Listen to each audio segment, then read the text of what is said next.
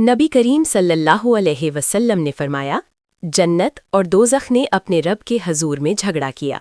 जन्नत ने कहा, ए रब, क्या हाल है कि मुझ में कमज़ोर और गिरे पड़े लोग ही दाखिल होंगे?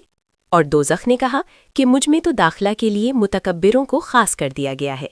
इस पर अल्लाह ताला ने जन्नत से कहा कि तू मेरी रहमत है, और जहन्नम से कहा कि तू मेरा अजाब है। तेरे ज़रिए मैं जिसे चाहता हूँ इसमें मुब्तला करता हूँ, और तुम में से हर एक की भर्ती होने वाली है।